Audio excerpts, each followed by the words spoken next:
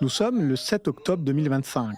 La France traverse une nouvelle crise politique qui plombe sa croissance et sape sa confiance. Les levées de fonds s'effondrent à la même allure que le moral des Français. Les entreprises hésitent à investir et les entrepreneurs à se projeter. Pendant ce temps, à Rennes, une ESN de 1400 personnes continue son chemin. Son nom, Niji. Son dirigeant, Hugues Mély. À l'heure où l'Europe débat de sa souveraineté industrielle, financière et numérique face aux géants américains et chinois, que la French Tech cherche ses repères entre spéculation et rentabilité, Hugues Mély incarne une voie singulière, celle de la construction patiente, de l'indépendance financière, de l'impact global et du pouvoir local. Ce soir, nous allons explorer ce que signifie entreprendre autrement, construire depuis la Bretagne et diriger sans tout contrôler. Et tout cela sans dogme, juste avec des faits et le parcours d'un homme. Je suis Fouad Souak et bienvenue dans Nouveau Récit. On a besoin de l'écrire, on a besoin de le voir, on a besoin de l'entendre. Nouveau récit. C'est vrai que Nouveau Récit, on en parle de plus en plus. Nouveau récit. C'est important pour le chemin qu'on a à faire. Ce nouveau récit, c'est ce qui t'a plu à venir aussi. Ils sont pas nouveaux, ces récits.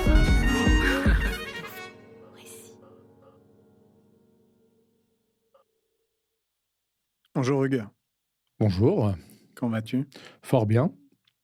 Merci de t'être déplacé et d'être venu pour ce 43e épisode de Nouveau Récit. Merci de m'y avoir invité, avec plaisir. On est en 2001 et tu as décidé avec deux associés de fonder une entreprise qui s'appelle Niji. Euh, Est-ce que tu peux nous expliquer ce qui a motivé ta décision à ce moment-là?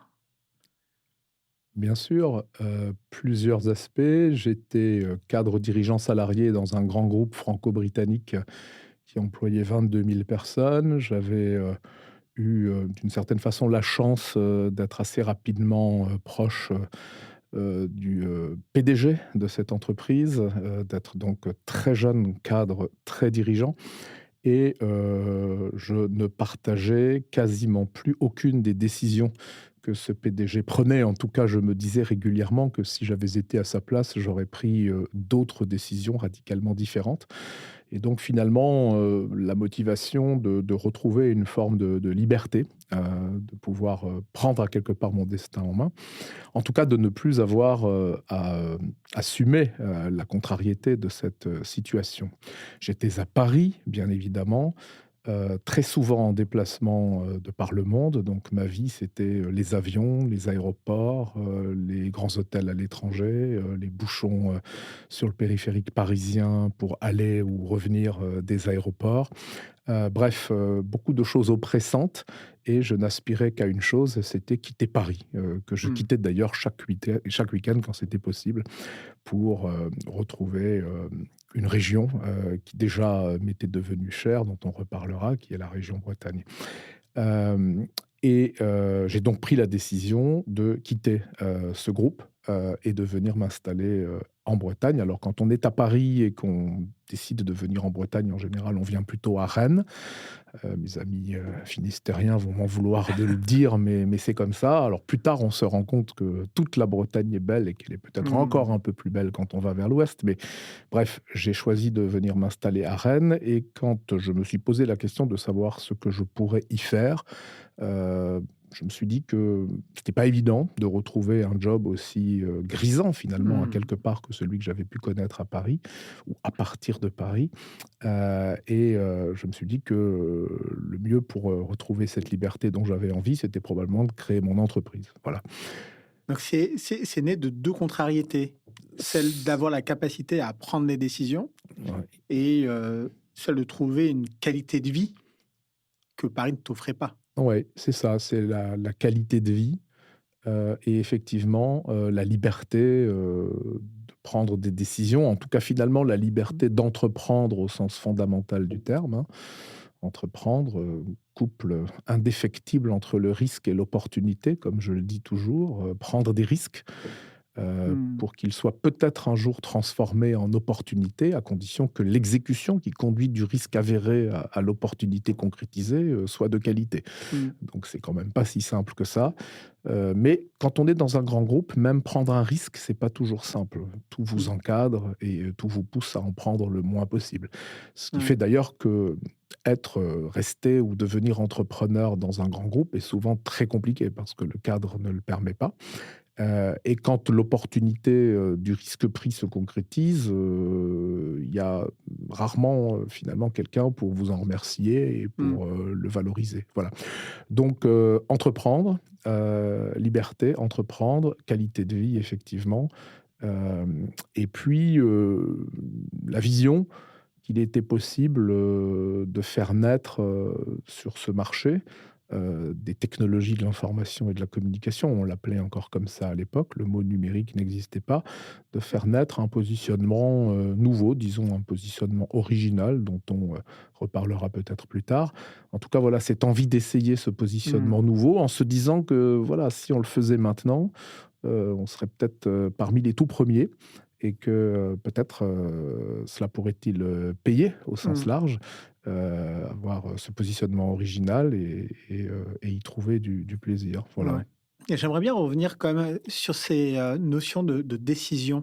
Je trouve ça vraiment très passionnant parce que est-ce que tu étais un peu contre plutôt un manque de décision, une absence de décision dans un grand groupe, une lenteur de la prise de décision, ou c'est la nature même des décisions qui ne correspondait pas Mmh. à tes vues stratégiques, d'ailleurs aussi peut-être à ton âge à cette époque-là. Mmh. Euh, Factuellement, comment tu pouvais distinguer ou caractériser justement cela? J'avais, Parce qu'on ne prend pas les mêmes décisions d'ailleurs quand on est entrepreneur que quand on est le responsable ou le dirigeant d'un grand groupe. absolument, c'était un peu le paradoxe entre le fait d'être jeune, hem, très haut dans l'organigramme, c'est-à-dire un peu proche de Dieu, Ouais. sans nécessairement être, sincèrement associé sur le fond aux Hmm. décisions, et de subir à quelque part les décisions qui étaient, confisquées, par, le dirigeant ultime. Hmm. Qui, C'était in fine. peut-être aussi une question de personnalité, mais en tout cas voilà, il Hmm. n'y avait pas un management associatif, collectif, de la prise de décision et donc il y avait cette frustration de se dire: «Mais mince alors, je suis là, je fais, normalement partie d'un cercle qui peut, réfléchir et prendre des décisions, Ouais. mais finalement je n'y suis pas invité, donc je suis peut-être là par erreur, Ouais. et j'étais effectivement là peut-être un peu trop tôt». Et donc, c'était pas tant, la nature même des décisions que le fait de ne pas y être associé et c'est vrai que de ce fait, souvent, elles n'étaient pas celles que, personnellement j'aurais Tu aurais prises. En tout pris. cas, Ouais. elles ne portaient pas, ce qu'eût été ma contribution, au processus de prise Ouais. de décision. Voilà et puis une envie de partir, hein, tout Ouais, simplement parce que, aussi, hein. voilà, une Parce envie qu'au de final, partir. la seule bonne décision de ce dirigeant, c'était probablement en fait de t'avoir fait progresser rapidement, d'exercer aussi ses responsabilités pour te dire que c'était peut-être pas l'endroit où tu voulais être. Probablement, Ouais. probablement, c'est peut-être aussi un peu ce que j'ai, entendu.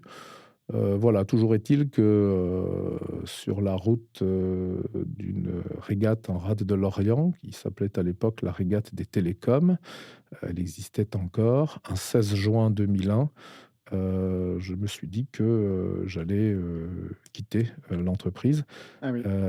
et en créer une, à Rennes et je me suis arrêté effectivement dans, nos bureaux à Rennes. Nous avions des bureaux à Rennes et il y avait des équipes pour partager avec, 2 collègues. Alors j'avais coutume de dire à l'époque, ça les fera sourire s'ils m'écoutent, 2 jeunes collègues parce qu'ils avaient respectivement 4 et 6 ans de moins que moi. Ouais. Alors c'est toujours le cas, hein, Donc moins de 30 je vous ans. rassure. Mais bon voilà, moi j'en avais que 34 Ouais. donc, Ok. à cette échelle, ça paraissait quand même une différence d'âge significative. Ouais. Et donc, je me suis arrêté pour partager à ces 2 jeunes collègues qui se reconnaîtront, le fait que j'allais quitter, l'entreprise dans laquelle on était et dans laquelle je les avais quelque part embarqués dans un parcours, je dirais, prometteur. Donc j'avais un peu ce sentiment d'abandon et leur dire que j'allais créer une entreprise et que je leur proposais de s'y associer s'ils en étaient d'accord et Mmh. qu'ils avaient le temps d'une régate à Lorient, le temps d'un week-end prolongé Pour en discuter. en discuter en famille et que je m'arrêterais sur le chemin du retour le mardi suivant pour le café du matin et que je recueillerais leur décision de principe de Ouais, faire route avec ensemble ou pas. moi ou pas.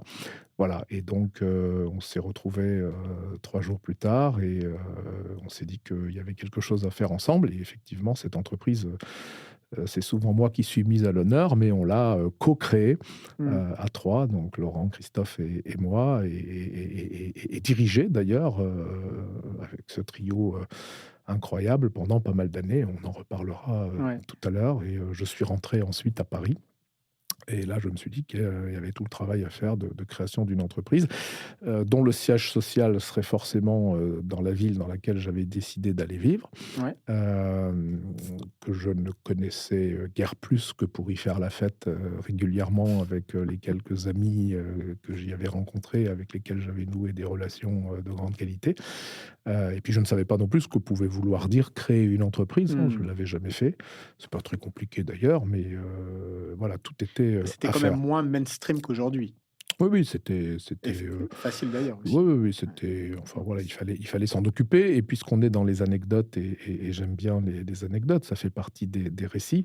On a fait tout ce qu'il fallait pour, porter cette entreprise sur ses fonds baptismaux, notamment d'un point de vue administratif et nous savions que bien qu'ayant décidé, d'y installer le siège social à Rennes, et de continuer, pour mes 2 collègues et moi, de venir vivre à Rennes, de continuer à vivre à Rennes, il nous faudrait être à Paris. On en reparlera sans doute aussi, un ami, lui-même chef d'entreprise, que j'avais aidé quelques années plus tôt à créer son entreprise en organisant sa sortie propre du groupe, dans lequel il était employé, qui était le groupe dans lequel j'étais son manager. Et que j'avais aidé à créer l'entreprise en la finançant en partie et en acceptant, d'en être, un membre, du conseil d'administration, m'avait toujours dit, «Quand à ton tour tu créeras une entreprise et je ne doute pas que ça survienne, pour te remercier de tout ce que tu nous as apporté, tu auras des locaux à ta disposition chez nous aussi longtemps que tu le souhaiteras, pour démarrer ton activité» Ah et oui, ça incroyable. m'était, apparu, je dirais assez loufoque de me proposer ça. Pourquoi il me parle de locaux et voilà et donc C'était combien de temps avant la création de c'était 4 ou 5 ans, 4 ou OK, 5 ans avant la création de Niji et donc on c'est quand même pas décide, tombé dans l'oreille c'est d'un pas sourd? complètement tombé dans l'oreille d'un sourd parce que, quand on s'est dit que bien que créant cette entreprise à Rennes, il nous faudrait être tout de suite à Paris parce que la France est ainsi faite que, Mmh. beaucoup de potentiel d'affaires, Mmh. se trouve à Paris ou tout au moins se décide à partir de Paris. Je me suis dit que ce serait bien que nous ayons des locaux et donc j'ai rappelé Jean-Luc en lui disant: «Écoute, le moment est peut-être venu que tu me mettes, quelques mètres carrés à disposition». Ce qu'il a accepté tout de suite et il se trouve que ces locaux étaient à Massy-Palaiseau, en face de la gare Ah, TGV, ce qui paraissait, être une excellente aubaine parce qu'on savait qu'on allait faire quelques allers-retours en TGV régulièrement.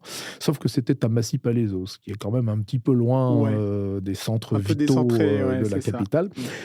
Mais bref, on y a fait, quelque temps et je me souviens très bien du, mardi 11, septembre, 2001. J'étais, dans cette salle de réunion, des locaux de cette entreprise, qui m'hébergeait. Je rentrais, de déjeuner, je pose ma veste, sur mon fauteuil, je m'assois à la table que j'avais mise là, au milieu de cette salle de réunion, reconfigurée pour un temps en bureau, pour Niji. Et j'entends le fax. Alors, certains des auditeurs ne savent pas ce qu'est un fax, mais à l'époque, voilà, on Pour les avait plus jeunes, encore des non. fax. Ouais. J'entends le fax sonner, il était dans un petit cagibi à côté de la salle de réunion et d'ailleurs, les gens n'arrêtaient pas de traverser la salle de réunion pour aller chercher leur fax, envoyer leur fax et à chaque fois que le fax sonnait, le fax tombait à terre et je me disais que c'était quand même idiot et donc j'allais le ramasser et j'allais l'amener aux gens dans les bureaux de l'entreprise que je connaissais pratiquement tous puisque je les avais quasiment quasiment tous recrutés quelques années plus tôt.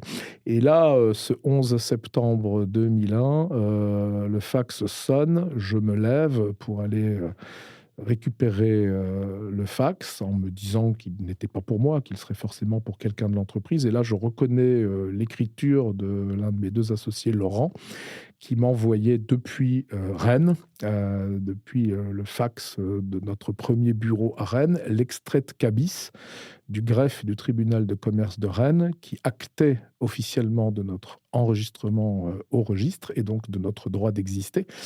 J'ai juste le temps de reconnaître l'écriture de Laurent, de reconnaître l'entête du document et de comprendre qu'il s'agit de l'extrait de cabis du greffe du tribunal de commerce de Rennes. Donc c'est l'acte de naissance de l'entreprise, donc c'est la fête et je sens une main Vous êtes né un lourde. 11 septembre 2001. Je suis né, à quelque part un 11 septembre 2001 et je sens une main lourde et moite qui se pose sur mon épaule. Je me retourne et je trouve le visage blafard, un peu perlé de sueur de Jean-Luc, le PDG de l'entreprise dont j'ai plusieurs fois parlé, qui me regarde avec des yeux hagards et qui me dit « Viens voir ». Et là, je comprends qu'il se passe quelque chose de grave. Peut-être quelqu'un est-il en train de décéder. Je laisse donc finalement le fax, j'abandonne le document sur le fax. Il va tomber à terre. Je n'aurai pas à le ramener à quiconque dans l'entreprise puisqu'il m'est destiné. Et je sais dorénavant ce qu'il me dit. Je suis Jean-Luc et on arrive dans son bureau. Et là, il y a 5 ou 6 ingénieurs qui sont assis sur des fauteuils devant le bureau. C'était pas du tout le mode de management de Jean-Luc que d'avoir des gens assis devant son bureau pour leur dire la messe. Il a retourné l'écran monumental de son PC. Tout le monde se souvient de ce qu'était un PC en 2001. Et les gens sont en train de regarder une vidéo, une petite vignette vidéo sur le PC. Et je m'approche. Et je vois les Twins, je vois ce que tout le monde a vu, tout le monde se souvient avoir vu ça. Et là, je me dis, je m'apprête à leur dire, mais vous êtes complètement fou à 14h45 là, de regarder un truc comme ça. Et je me rends compte que ce que je vais leur dire est totalement idiot parce que s'ils le regardent, c'est que c'est l'actualité. Voilà. Et donc là, je me dis, bah mince, l'entreprise est créée, elle existe formellement depuis quelques minutes. Ça y est, on a son acte de naissance. On y a engagé des gens. On y a engagé des parties prenantes. On a commencé à discuter avec de potentiels clients. Ça y est, on a plus que le bout des doigts de pied dans l'eau froide de la piscine. On a déjà commencé à faire quelques brasses et là, le monde va complètement changer. Voilà. Ouais. Naître dans la douleur. Dans le chaos même. Dans le chaos. Absolument. Comment tu as vécu ça? Je crois que tout le monde sait ce qu'il faisait à ce moment-là. Oui. Je sais très bien que je revenais de l'université, que je vivais en région parisienne chez ma tante et qu'effectivement, à 15h, la télé était allumée avec cette image absolument effroyable. Là, tu nous as décrit la manière dont tu avais vécu cela avec la description chirurgicale de ce moment fondateur. Mais qu'est-ce qui t'a véritablement traversé? Est-ce que tu étais inquiet? Est-ce que tu avais peur? Est-ce que tu étais toujours enthousiaste à l'idée de cette entreprise? Est-ce que tu disais, ça y est, c'est foutu? Comment, toi, intérieurement, tu as réussi à traverser ce moment, cette épreuve?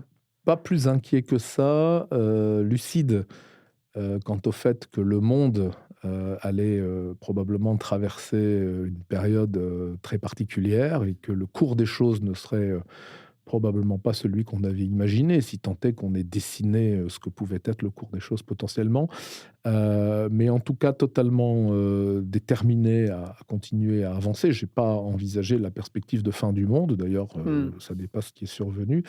Non, ce qui m'a immédiatement traversé, c'est l'engagement que j'avais pris vis-à-vis des personnes que j'avais amené dans l'aventure, donc mes 2 associés, Laurent et Christophe, et une dizaine d'autres personnes à qui on avait partagé la perspective de la création de cette entreprise en leur proposant de la rejoindre progressivement et qui s'étaient clairement mis dans cette perspective et pour certains déjà mis dans la perspective de démissionner de leur emploi précédent.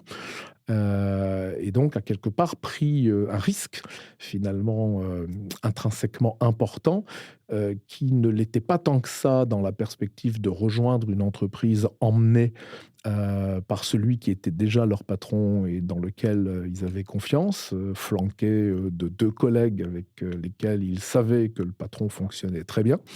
Mais là, d'un coup d'un seul, les choses pouvaient être beaucoup plus compliquées et ces gens se retrouvaient, finalement, sans emploi Ouais, ou, en tout cas pas avec l'aventure, telle qu'elle avait été, initialement ouais. envisagée. Donc ce En tout cas, avec les paramètres avec les initiaux. paramètres initiaux. Donc à quelque part, Hmm. cette responsabilité au sens, liability, hein, au sens, anglo-saxon du terme, responsabilité devant, ces personnes. Et donc probablement d'ailleurs une belle énergie, en tout cas une énergie additionnelle pour faire que coûte, je n'ai pas dit quoi qu'il en coûte, hein, C'est trop bien. finalement on s'en sorte, hein. Ouais. Et je dis souvent que d'être né dans la douleur, nous a, donné, une certaine carapace finalement Hmm. pour affronter plus tard, sur le parcours des moments, extrêmement difficiles, et qui auraient pu avoir des conséquences plus lourdes, que qu'eût été la conséquence, d'être, quelque part un peu morte dans l'œuf quoi, hein, Ouais. bon. Et donc on s'est battu et puis, bah, voilà, le monde ne s'est pas arrêté de fonctionner Non. Mais sauf qu'il y a eu ce chaos mmh, mondial qui a généré des guerres et que tu as quand même, avec tes associés, décidé de créer une entreprise dans le domaine du numérique, ouais, à l'heure où on a parlé de l'explosion en fait de cette bulle oui. Internet, et donc plutôt d'un secteur d'activité qui n'avait pas les voyants ouverts. Oui, c'est très juste et ayant été, très jeune, cadre dirigeant, j'ai appris, très tôt à fonctionner avec des gens qui étaient quasi systématiquement mes aînés. Donc Mm. je suis toujours très à l'aise avec mes aînés. Je vais, volontiers vers les aînés, prendre conseil et je me souviens très bien être allé interroger quelques cadres dirigeants de très grands groupes français, qui étaient, mes clients, et avec lesquels j'avais noué des relations de confiance très fortes. On en reparlera peut-être et en leur demandant ce qu'ils pensaient de ce projet et notamment du positionnement original qu'on s'apprêtait à donner à cette entreprise. Et je me souviens que la plupart d'entre eux m'ont dit, mais vous êtes fous. À l'heure, actuelle, ce que traverse le marché, Mm. des technologies de l'information et de la communication, il faut pas créer une entreprise. Enfin, ne lâchez jamais, la branche à laquelle, Ouais. vous êtes, accrochés, et en plus, regardez, vous avez 34 ans, Vous êtes vous au summum de discutez la avec, les carrière cadres aussi, dirigeants ouais. de grands groupes de 55 ans, c'était à peu près l'âge qu'ils avaient à l'époque, enfin, vous avez pris une longueur d'avance incroyable, vous allez Mm. faire des carrières fantastiques, dans les grands groupes, de grâce ne faites pas ça. Bon, et je l'ai fait quand même et effectivement, les grands groupes du secteur des technologies de l'information et de la communication, qui à l'époque existaient déjà et qui étaient déjà grands, ils sont encore plus grands aujourd'hui parce que c'est un marché qui s'est beaucoup concentré, Mm. faisaient des plans sociaux. Je ne les citerai pas, mais ils Mm. faisaient des plans sociaux. Et donc, les voyants n'étaient de loin pas au vert. D'ailleurs, au passage, ces plans sociaux, merci à eux, nous ont T'as permis de faire récupéré toute la monter à main-d'œuvre, bord, hein. Ouais. des gens, de très grande qualité, très expérimentés. J'ai déjà eu l'occasion de fêter plusieurs départs en retraite chez Engie. Et c'est ce qui a permis aussi de donner à Engie un socle, Ah. d'expertise et de compétences qui lui a permis d'assumer, à quelque part sa croissance initialement assez rapide, c'est vrai.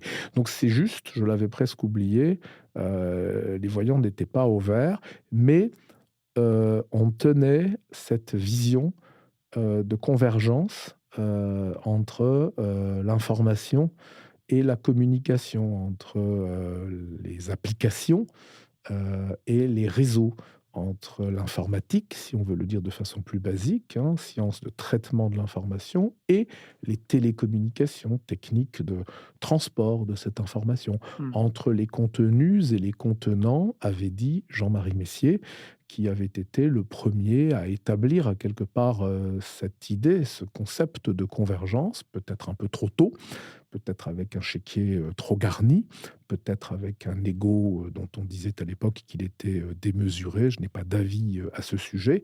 Toujours est-il que ça l'a pas fait. En tout cas, voilà, ça l'a pas fait autant que ça aurait pu. Mais enfin, on était 3-4 ans plus tard.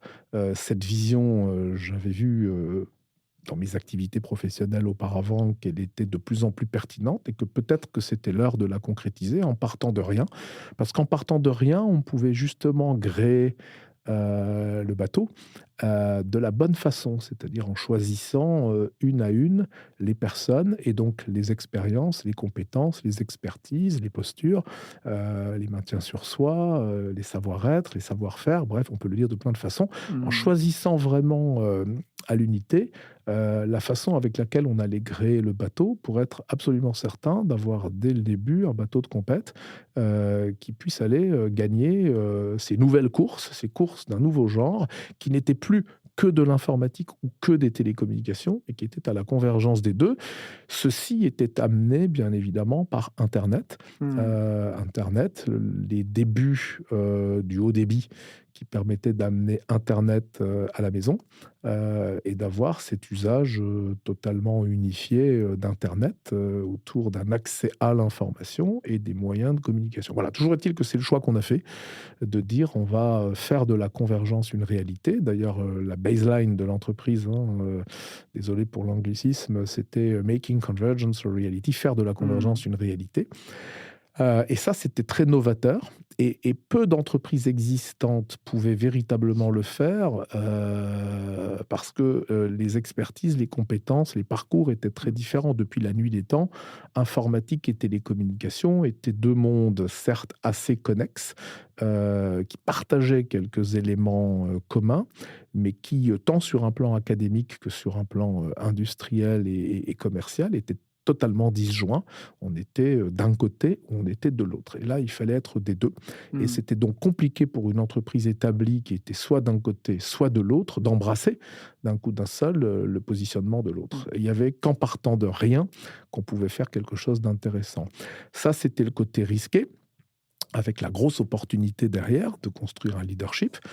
Et puis après, le côté moins risqué, c'était de se dire qu'ayant grandi dans l'univers du service, vous savez que dans l'univers des technologies de l'information et de la communication, qu'on appelle maintenant le numérique, on pourra y revenir, on peut être une entreprise de service, dont la valeur ajoutée apportée à ses clients s'exprime par le service qu'on leur rend, sous forme de conseils, sous forme de réalisation de systèmes logiciels, sous forme de... Bref, une entreprise de service, mais on peut aussi être une entreprise de produits, donc qui répond finalement de façon générique aux besoins standards d'un marché, en packageant un produit. Nous, on a fait le choix d'être une entreprise de service parce que nous venions de l'univers du service et nous en connaissions les codes. Et au moins sur ce sujet, on ne lâchait pas la branche à laquelle on était accroché. On savait un peu faire, un peu, parce qu'on était quand même encore bien jeunes. En revanche, sur la thématique de ce service qu'on allait apporter, c'était cette convergence entre information et communication et cette convergence entre les usages et la technologie. On était tant pour l'informatique que pour les télécommunications, à cette époque, 2001, encore dans une pratique quasi exclusivement technique de ces sujets. Ces sujets étaient des sujets d'ingénieurs, disait-on, ou des sujets de techniciens. Et en fait, Internet, qui arrivait, comme je l'ai dit tout à l'heure, dans les foyers, avait établi une relation nouvelle à cet univers qui était une relation d'usage finalement. Les utilisateurs d'Internet, il n'y en avait pas nécessairement beaucoup encore à cette époque, mais on commençait à ne plus pouvoir les compter sur les 10 doigts des deux mains, avaient avec Internet une vraie relation d'usage et pas du tout une relation technique. On se fichait éperdument de savoir ce qu'il y avait derrière son PC à travers lequel on accédait à la toile. Tout comme quelques années plus tard, on se fiche totalement de savoir ce qu'il y a dans son smartphone quand il est un bout de soi-même, une prolongation naturelle de son corps et peut-être même parfois de son esprit, jamais de son âme. Donc, on s'est dit, on va traiter le sujet non seulement sous l'angle des technologies, bien évidemment, si on ne le traite pas sous l'angle des technologies, on sera disqualifié dans un monde qui pense encore exclusivement technique, mais on va s'attaquer aux usages, on va s'attaquer à la dimension fonctionnelle des choses, on va s'attaquer au pourquoi et au quoi avant de plonger tête la première C'est dans, ça dans la le bain vraie du comment. révolution.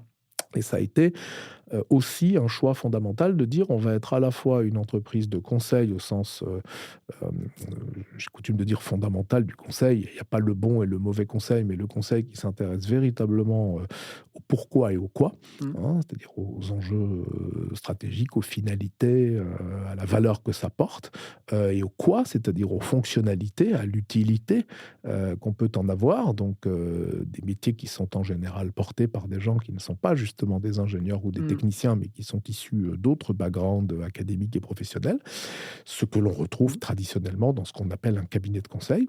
Et on va bien évidemment le traiter sous l'angle de la technologie. Donc on a dit dès le début, on va marcher sur deux jambes. On n'a pas dit on va courir, hein, on n'avait pas l'idée qu'on puisse courir. On va Pas marcher encore. sur deux jambes qui seront, je dirais, un peu d'égale densité, d'égale vélocité. Le conseil, et la technologie. Et d'ailleurs, le premier contrat qu'on ait remporté, je m'en souviens très bien, c'était un contrat de conseil et qui questionnait vraiment le positionnement stratégique d'un acteur leader d'ailleurs à l'époque de son domaine. Et le deuxième contrat que l'on ait remporté, c'était un contrat de conception et de réalisation d'une plateforme technologique très avant-gardiste pour porter un service nouveau. Aujourd'hui, on dirait un service en mode SaaS, Software as a Service. À l'époque, ça n'existait pas. Cette terminologie n'était pas usitée. Mais c'était déjà l'idée que de dire qu'on allait opérer au cœur d'un réseau une application, convergence, réseau, application, qui allait être rendue disponible par ses fonctionnalités qu'on avait bien sûr pris soin de bien définir, qui allait être disponible pour un très grand nombre d'utilisateurs, pour peu qu'ils soient connectés justement à ce réseau. Voilà. Donc ça, c'était le positionnement original de Niji. Ouais. Et quel était le projet iconique de Niji, justement? J'ai pas de... Et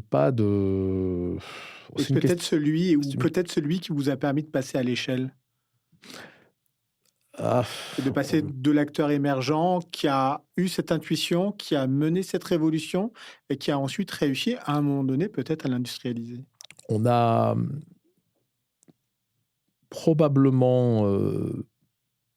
probablement pu passer à l'échelle assez rapidement dans les premières années par la confiance que nous ont accordée prioritairement les opérateurs de télécommunications, qui à l'époque étaient encore assez nombreux, parce que le marché ne s'était pas consolidé autant que ça a pu être le cas plus tard, et qui, dans l'adoption de cette idée de convergence et dans le fait d'amener des services concrets qui traduisent à quelque part cette convergence, étaient les acteurs les mieux placés. Cette vision de la convergence, le fait de voir une jeune entreprise qui s'y dédie et qui s'y dédie avec le bon mix d'expertise et d'expérience, leur a plu. Et comme ils ne trouvaient pas ailleurs, et en particulier dans aucun des grands groupes avec lesquels ils étaient habitués à fonctionner, parce que ces groupes, comme je l'ai dit tout à l'heure, étaient soit des groupes d'informatique, soit des groupes de télécommunications, mais pas des groupes de convergence, ils nous ont fait confiance. Ils nous ont fait confiance aussi parce qu'ils me connaissaient, parce que j'avais eu la chance de les connaître à bon niveau très tôt. Ça renvoie à ce qu'on évoquait tout à l'heure. Et ils ont osé, donc c'est aussi une prise de risque, les plus belles choses se font à deux, ils ont osé confier à cette entreprise, à la fois parce qu'ils partageaient sa vision, son positionnement marché, et parce qu'ils avaient confiance dans son casting, des contrats structurants dont honnêtement la volumétrie dépassait largement tout ce que les analyses de solvabilité que des directions des achats bien structurées auraient faites. Voilà. Sauf qu'à l'époque, les choses n'étaient pas tout à fait comme elles sont aujourd'hui. Je dis parfois d'ailleurs qu'on ne referait plus forcément Niji aujourd'hui, parce que tout cela s'est considérablement durci. Ouais. En tout cas, s'agissant des opérateurs, le marché s'est énormément consolidé. D'ailleurs, on a énormément participé à cette consolidation. On a été en accompagnement d'absolument tous les opérateurs français, à l'exception d'un, Free, qui n'avait pas pour habitude de se faire aider par personne. Mmh. Mais tous les autres, on les a accompagnés dans leur rapprochement, leur fusion, leur consolidation.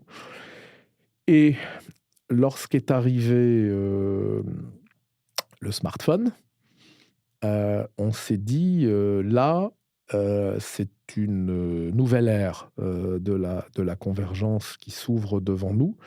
Et en particulier, on s'est dit que le smartphone était remarquable, notoire, par l'interaction qu'il offrait, par les interfaces qu'il présentait, par les partis pris graphiques qu'il exécutait. Et je me souviens très bien d'avoir partagé un ancien collègue, voilà, en rentrant d'un week-end de navigation dans la passe des Béniguets, là, juste au-dessus de Watt, avant de filer sur la Trine, l'idée d'ajouter une corde à notre arc qui serait le design. Je l'ai dit un peu maladroitement, j'ai dit we're gonna try to launch a design agency. On va essayer de lancer une agence de design. Comment ça? Ben oui, le conseil pour s'intéresser au pourquoi et au quoi, la dimension stratégique et fonctionnelle, la technologie pour implémenter le comment, c'est fondamental, mais le design pour s'occuper du qui. Parce que le smartphone va définitivement tourner le numérique vers les utilisateurs, vers les usages. Ça va devenir un bout d'eux-mêmes, comme je l'ai dit tout à l'heure. Et donc, on a décidé que dorénavant, Niji, ce serait un triptyque magique entre le conseil, le design et la technologie. Et ça, c'était absolument unique d'avoir sous un même toit 3 activités que traditionnellement on trouvait exécutées de façon bien disjointe dans des entreprises différentes, au code absolument différent, de les avoir sous un même toit et de les faire grandir ensemble de façon totalement endogène.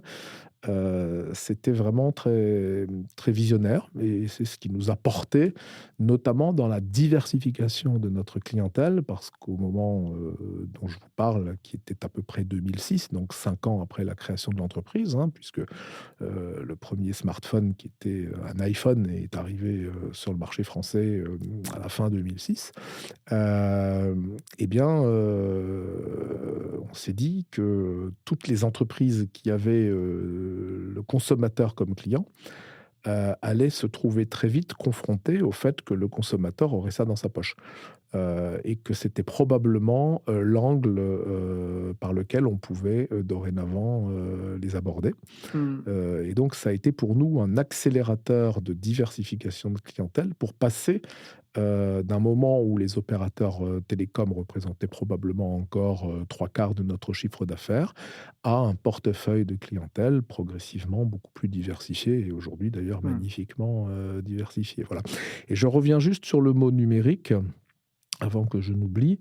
Il n'existait pas pendant longtemps. Il existait dans les dictionnaires, mais il n'était pas usité. Et il a commencé à être utilisé à peu près concomitamment à l'arrivée des smartphones, sans aucun lien.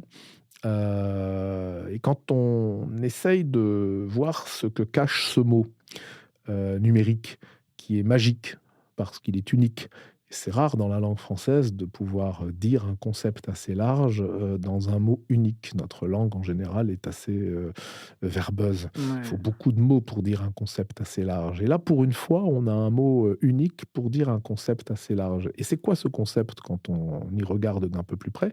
C'est ni plus ni moins cette double convergence entre usage et technologie. Numérique veut vraiment dire usage et technologie, et lien entre les deux, et cette convergence entre information, contenu, informationnel, et communication, réseau. Le numérique porte intrinsèquement cette double convergence. Plus personne n'en doute aujourd'hui, plus personne, enfin rares sont ceux qui y pensent en utilisant le mot, mais c'est quand même bien ce que ça veut dire. Et donc ça veut dire quoi? Ça veut dire que Niji a finalement été précurseur de ce qu'on a appelé à ce moment-là les entreprises de services Ouais. numériques. Avant, on n'appelait pas ça les entreprises de services numériques. Le trigramme ESN, Mm. entreprise de services numériques, date d'à peu près cette période, 2007-2008. Et avant, on nous demandait toujours, on disait, vous êtes quoi alors? On ne comprend pas bien. Vous êtes une SS2I, une société de services en ingénierie informatique? Je disais non. Oui, nous sommes une société, assurément de services, sans doute en partie d'ingénierie, un peu d'informatique, mais surtout de convergence, et pas que d'ingénierie, mais aussi de conseil. Donc, je ne peux pas vous dire comment on s'appelle. Je peux vous dire qu'on est l'entreprise de service dédiée à la convergence Mm. telle que je la définis. Et on verra peut-être à trouver un nom plus tard. Ouais. Ce nom est arrivé naturellement dans la communauté des acteurs.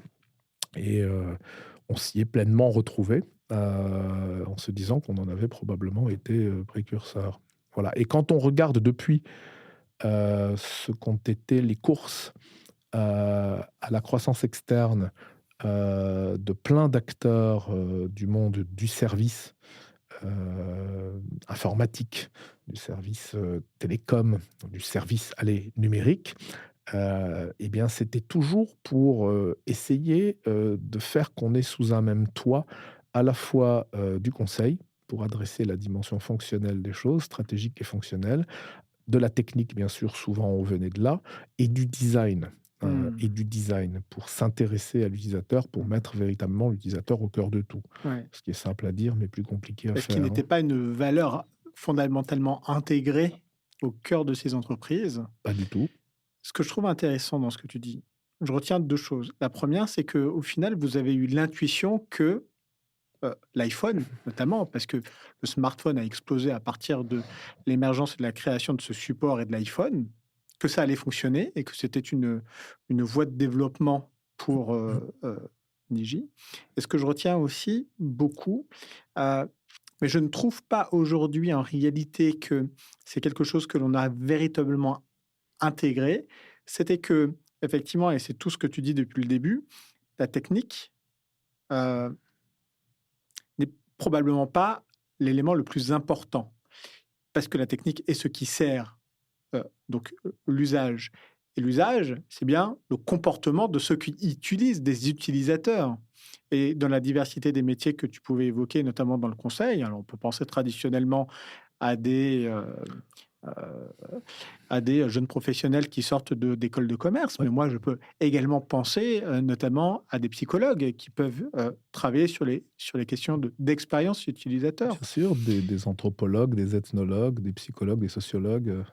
qui donc collaboraient déjà à cette époque-là avec Niji, Ah ben oui. et qui étaient parfaitement intégrés dans la culture de l'entreprise. Les métiers de conseil, principalement des gens, comme tu l'as dit, issus d'écoles de commerce et de management, quelques personnes issues de filières d'ingénieurs, mais plutôt ingénieurs généralistes, à capacité d'approfondissement technologique s'il le faut, mais généralistes, c'est-à-dire finalement souvent les plus seniors de l'activité. Mais majoritairement des gens issus d'écoles de commerce et de management, donc des gens qui sont plutôt tirés par les enjeux de positionnement stratégique, les finalités d'utilisation, la définition des fonctionnalités qui vont être offertes dans le cadre d'un produit ou d'un service à la définition duquel on participe. Des gens très divers sur la partie design, sur le haut du design, comme je dis souvent, le design de l'interaction, le design cognitif, le design de la relation de l'homme à la machine, le design de l'expérience, a-t-on dit, mais c'est devenu très galvaudé, le design de l'émotion. Des gens qui sont effectivement plutôt de background psychologue, sociologue, anthropologue, ethnologue. Le design de l'interface, donc le usability, utilisabilité n'existe pas en français. La traduction de usability, c'est utilité. Utilité, ça fait un peu commodité, donc on utilise peu ce terme. Mais voilà les interfaces, donc plutôt des ergonomes qui peuvent soit venir à peu près des mêmes filières que celles que j'évoquais juste avant, soit venir de filières plus ingénieurs, parce qu'on a connu des filières d'ingénierie qui ont ont eu besoin très tôt de former des ergonomes, par exemple, dans le monde de l'automobile ou dans le monde de l'aéronautique. Donc, on a des écoles d'ingénieurs aujourd'hui qui ont des filières en ergonomie qui sont intéressantes. Et puis, sur la face émergée de l'iceberg du design, hein, ce que tout un chacun autour de nous considère être le design, c'est-à-dire le design du beau, le design de l'agrément, le design des formes, le design des couleurs, des gens qui sont issus des Beaux-Arts, des Gobelins, de Strat Collège, de Boulle, d'Olivier de Serres et d'écoles de design, euh, pas toujours des écoles de design, d'ailleurs, c'est pas des filières de design dans le monde universitaire. Donc, un melting pot de gens extrêmement différents des précédents, qui peuplent, si je puis dire, les activités de conseil, et encore plus différents des suivants, qui peuplent les activités technologiques, puisque là, il s'agit d'ingénieurs ou de gens issus de filières techniques de l'enseignement universitaire. Et je dis parfois, Niji, c'est un peu comme trois ados dans une famille. Ouais.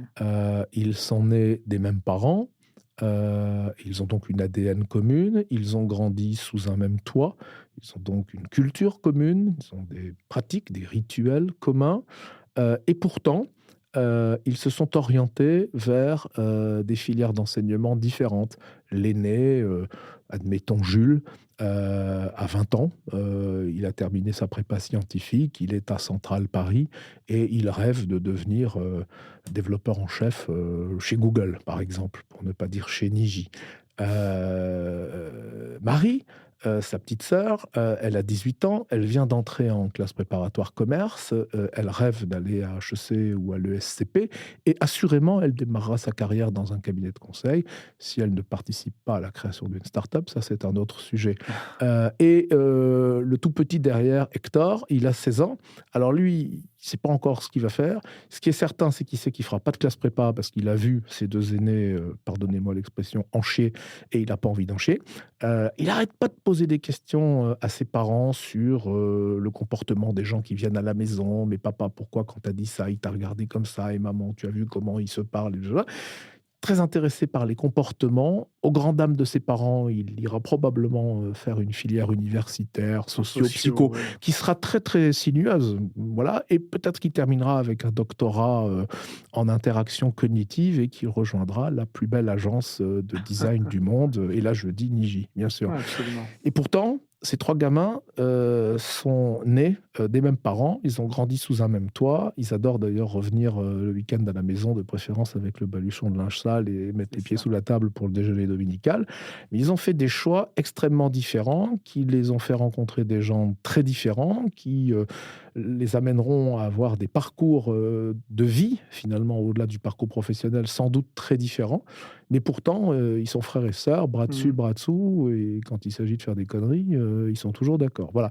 Donc Niji, c'est un peu ça. On a un peu développé finalement ces trois ados, hein, que sont le conseil, le design, la tech, chacun comme il est, avec la liberté de faire son parcours et surtout le professionnalisme qu'on acquiert en suivant les filières qui vont bien.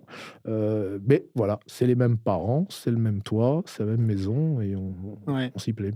Alors, première question, est-ce que ça signifie que Niji formellement forme, d'une part, et ensuite juste la question corollaire, parce qu'il y a le schéma opposé, ça veut dire trois familles faisant trois enfants, de trois caractères et de trois métiers, trois spécialités, trois sensibilités aussi différentes, qui vont décider d'aller vivre sous le même toit, d'aller cohabiter, d'aller collaborer dans une structure et y partager des valeurs communes. Ouais. Entre un ingé, un artiste et un psycho. Ouais. Tu vois, comment tu fais?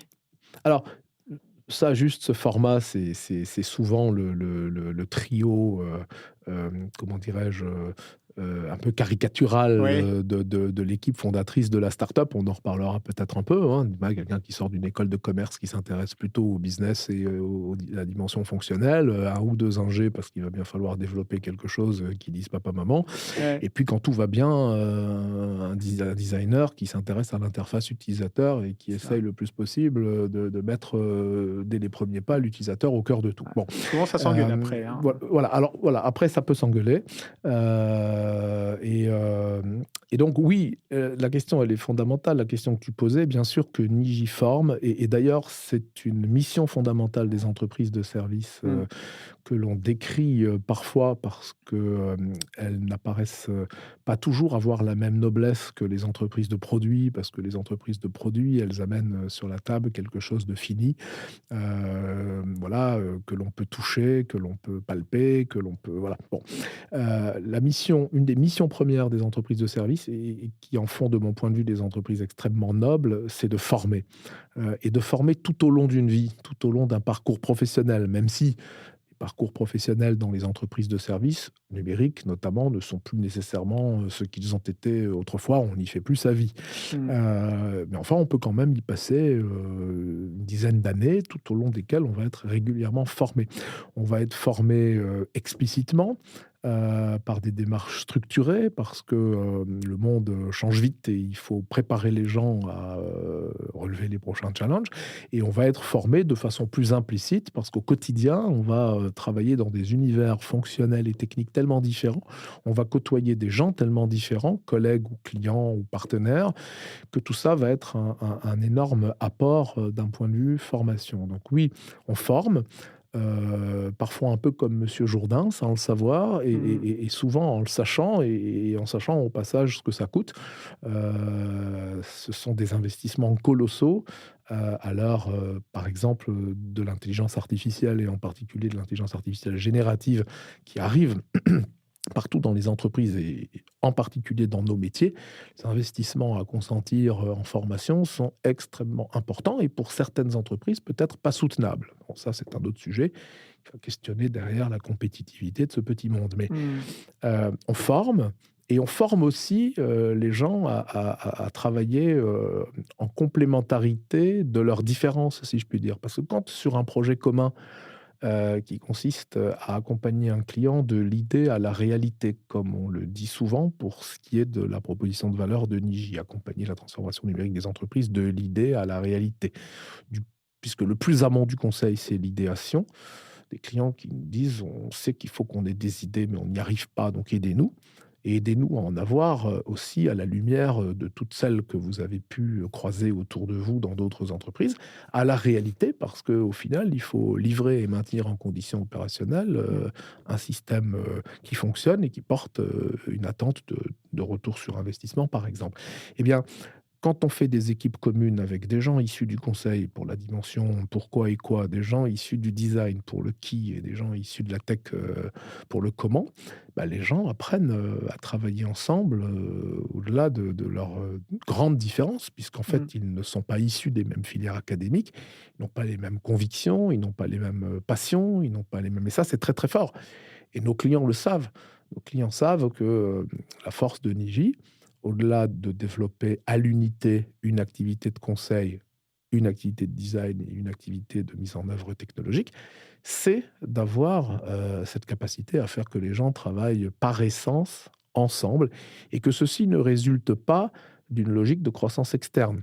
C'est pas une entreprise de tech qui un jour s'est dit qu'il faudrait qu'elle se rapproche des enjeux stratégiques et des attentes, Mmh. opérationnelles et des dimensions fonctionnelles de leurs clients et qui ont racheté un cabinet de conseil.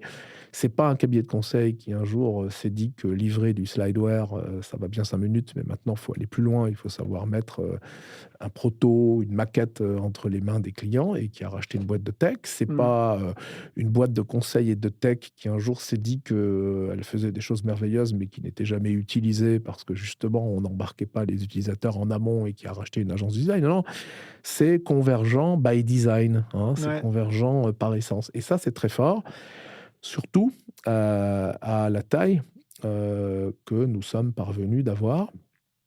Qui est quand même sur le marché, du service numérique dorénavant une taille assez Mmh. significative, une taille idéale comme je dis souvent, hein, entreprise de taille idéale et non pas C'est beau. intermédiaire, hein. Ouais.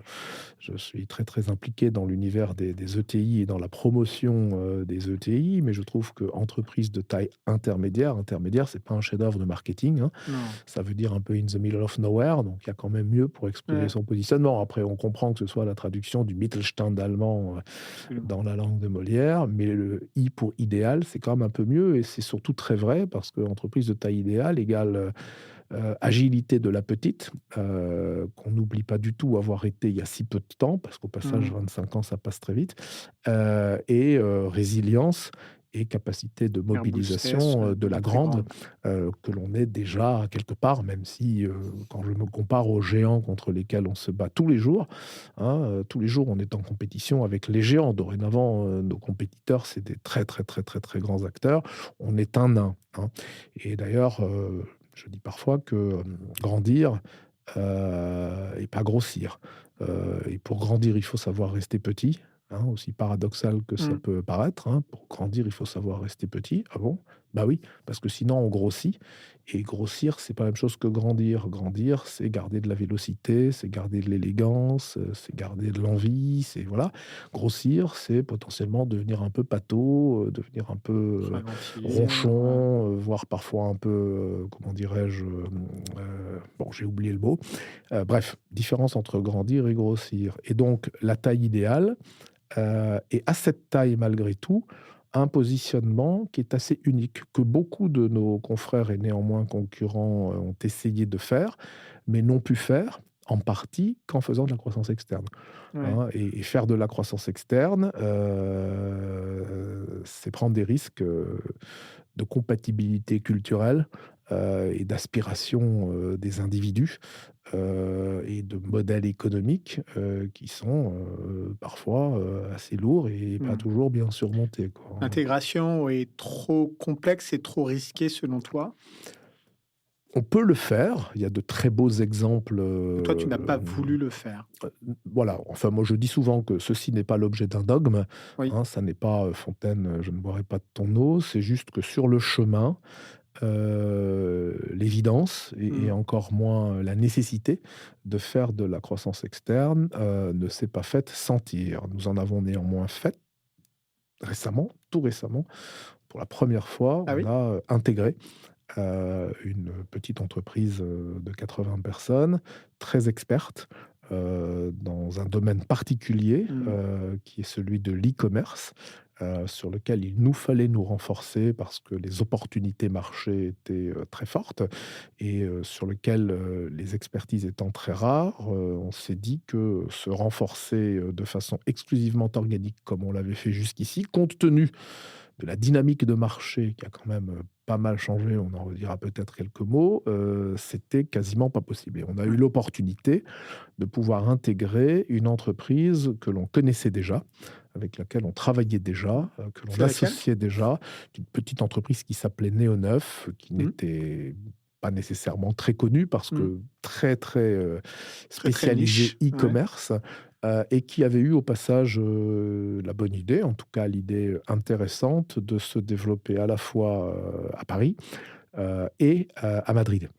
À Madrid, dans une logique un peu de nearshoring, hein, de développement logiciel à coût maîtrisé, on va dire ça comme ça, ce à quoi beaucoup de nos grands clients nous appellent aujourd'hui, on peut en reparler.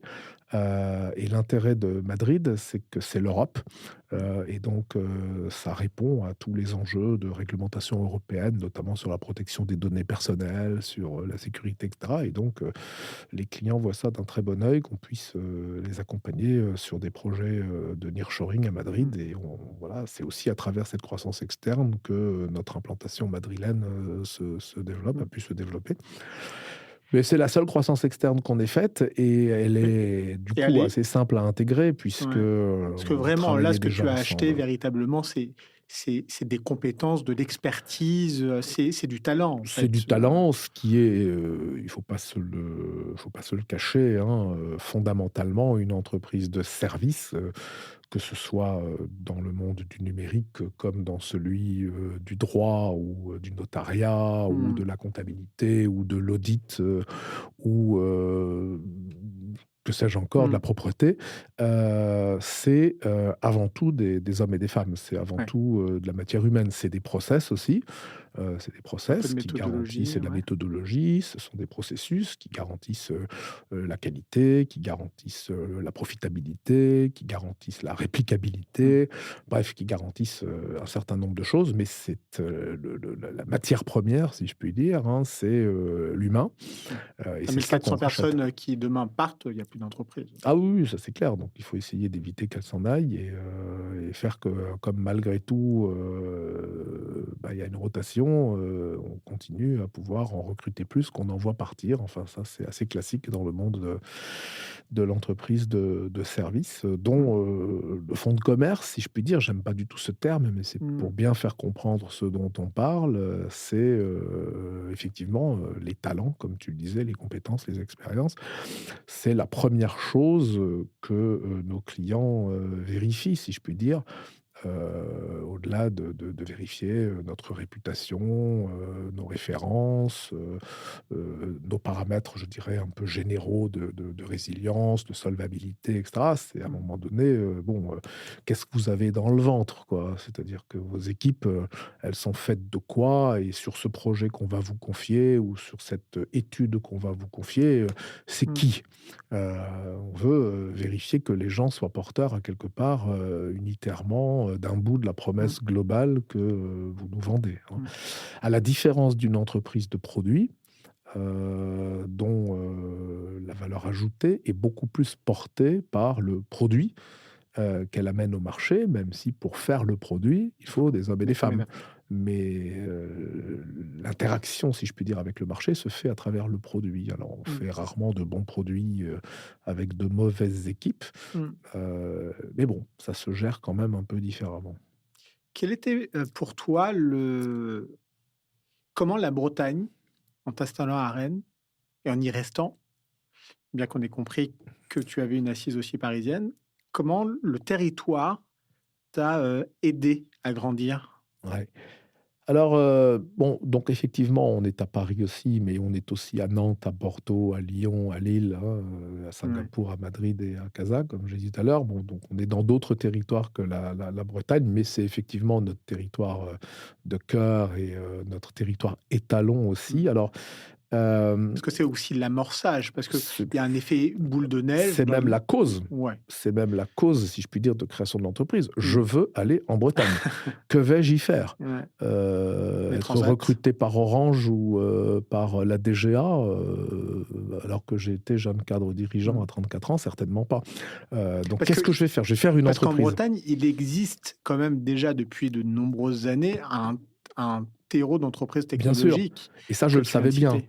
Ouais. et en particulier, je savais que, en matière de recrutement, sur le premier volet de la convergence, qui est celui de la convergence entre l'informatique et les télécommunications ou entre les applications et les réseaux, je trouverais matière à recruter, des talents, techniques en tout cas, en Bretagne. Je savais aussi qu'en revanche, sur les métiers du conseil, davantage tournés vers la dimension fonctionnelle des choses et les usages, il me serait beaucoup plus difficile de trouver des talents, en Bretagne, et que Mmh. c'était d'ailleurs l'une des raisons, de l'échec, ou tout au moins de parcours, pas complètement satisfaisant d'un certain nombre d'entreprises, bretonnes, de jeunes entreprises innovantes, comme on les appelait à l'époque, qui n'avaient été que techniques, Mmh. qui ne s'étaient intéressées qu'au comment des choses, et dont, la proposition de valeur parfois ne répondait, à aucun pourquoi et ne portait aucun quoi et n'intégrait aucun qui, parce qu'on s'était juste pas posé la question, parce que c'était des entreprises de techniciens, des entreprises d'ingénieurs, et que c'était un frein, Mmh. dans le développement de beaucoup d'entreprises que les quelques grands groupes présents, en Bretagne avaient permis de voir émerger, avaient aidé, dans leurs premiers pas à se développer, mais n'avaient pas pu empêcher de mourir, par insuffisance justement Mmh. d'appropriation, de toutes ces dimensions. Et pourtant, il y a, bonne école de commerce et de management à Rennes, des filières universitaires aussi. Mais Mmh. voilà, c'était culturel. Alors, la Bretagne, heu, l'intérêt du territoire, c'est que tout se joue à une échelle, à l'échelle humaine finalement. C'est-à-dire que voilà, on croise, au marché, on croise, sur les pontons, on croise sur les chemins de halage, on croise dans le TGV qui nous amène à Paris. Bref, on croise facilement des gens d'horizons très différents. Et donc on peut s'enrichir finalement de la vision, de l'expérience, de la compétence des autres.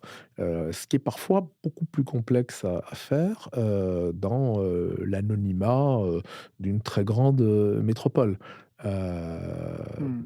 la circulation est en général beaucoup plus fluide, on perd moins de temps dans les transports, on s'énerve moins.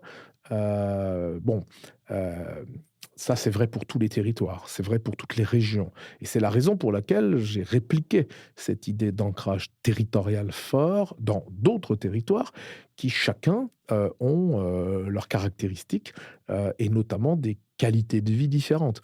Ce que l'on va chercher à Nantes, à Bordeaux, à Lyon, à Lille, n'est pas exactement la même chose que ce qu'on vient chercher à Rennes. Chacun voit sa qualité de vie dans son filtre à lui, qui peut être d'ailleurs son origine familiale, Hmm. géographique, la région dans laquelle il est né, dans laquelle il a grandi, et de laquelle il est parti quelques années pour faire des études, ou qui peut être la pratique d'une discipline sportive ou des aspirations diverses et variées. En tout cas, voilà, le choix de Bordeaux n'est pas le choix de Rennes. Bon, Hmm. mais dans tous les cas de figure, c'est la qualité de vie. Et la qualité de vie, elle est quand même un sacré carburant dans l'efficacité au travail, dans la possibilité d'arriver le lundi matin reposé avec la banane. Voilà, donc la qualité de vie. Après, la Bretagne, qu'est-ce qu'elle a de particulier en plus? C'est que c'est une péninsule et parfois au comportement presque un peu insulaire. Et donc, il y a un petit peu ce côté Calimero. Hein, c'est Ah trop oui. injuste, ils sont méchants avec nous, et donc on va se prendre en main, on va Hmm. leur montrer ce qu'on sait faire. Du coup, ça génère une capacité collective, Hmm. une capacité à transgresser ce que peuvent être des différences partisanes et d'autres, pour faire union et montrer ses muscles. Et le cas échéant, aussi éviter de se faire prendre un peu pour des lapins de 7 heures. Hein. Ouais. Donc il y a ce côté un peu naturellement combatif, un peu guerrier, pour se défendre finalement un peu des menaces extérieures, lesquelles menaces peuvent parfois être des menaces d'ignorance, d'oubli, dans les grands choix, notamment d'aménagement du territoire Hmm. qui ont été faits historiquement, et sur lesquels la Bretagne a toujours su tirer son épingle du jeu, parce que justement, à commencer par les politiques, ils ont su travailler ensemble au-delà de leurs Hmm. différences partisanes. Et ça, c'est très intéressant parce que quand on l'extériorise, et quand on dit: «Bah, maintenant le sujet, c'est pas de se défendre de toute la méchanceté qui nous environne, mais c'est d'aller, chasser le Dahu, à l'extérieur», et ben, c'est très fort aussi, Ah hein. ouais. Donc le côté chassé en meute, de la Bretagne, qui est très fort aussi. Donc je trouve que le territoire a ça de particulier Donc de ça signifie, c'est ça qui est intéressant, hein, et je trouve ta vision très intéressante parce que donc tu dis que en Bretagne, on peut se fâcher entre soi, oui? mais on est tous d'accord pour se protéger contre l'autre. Pour conquérir Oui. et pour éviter de se faire, Ah ouais. marcher dessus, si je puis dire, Ouais. hein. Alors, je ne suis Et pas protéger notre breton, hein, singularité. tu l'as Ouais. compris, je ne suis que breton d'adoption, de cœur, mais bon, je pense avoir gagné, mon passeport depuis longtemps, être Ouais, au je moins aussi pense. chauvin que bien des Bretons. Bon, Ouais. j'ai pas forcément la légitimité de parler autant que d'autres du Guénadu et cetera, mais enfin, le Guénadu, c'est quand même ça, quoi. C'est Ouais, on va montrer, notre identité, ouais. partout ailleurs, partout dans le monde, quand on dit qu'on est breton, ça parle aux gens, et vraiment, et dans les couloirs des grands groupes à Paris, quand on rencontre des cadres dirigeants, des dirigeants même, qu'on dit qu'on est breton, ça parle vraiment aux gens. Je trouve que c'est un trait de caractère, c'est une dimension identitaire qui est, porteuse de qualité, Mmh. de travail, voire parfois un peu presque d'abnégation. Alors bon, il faut un peu s'en méfier. Et c'est pas que parce que beaucoup de cadres dirigeants ou de dirigeants ont des résidences secondaires en Bretagne, hein. Voilà, c'est parce qu'il y a une identité. Alors probablement que le fait d'être resté par ailleurs une région euh, intègre, enfin au sens de son intégrité territoriale, Hmm. euh, apporte à ça aussi. Ça a peut-être quelques inconvénients, mais en tout cas, cette intégrité, elle vient cautionner dans la durée cette identité. Mais en tout cas, tout ça est très propice à ce qu'on puisse développer une entreprise. Et autre point qui, je pense, se retrouve aussi dans d'autres territoires. D'ailleurs, je le vis dans d'autres territoires, mais je le vis en particulier en Bretagne. Le monde économique et le monde politique au sens large du monde politique au sens des élus qui président voilà, aux grandes institutions, mais aussi plus largement le monde public, Hmm. se retrouvent vraiment facilement ensemble, Hmm. hein. Il n'y a pas cette dichotomie entre la chose publique et la chose privée. Hmm. Et on arrive à faire, du coup, d'un point de vue socio-économique, de plus belles choses. Et Bien.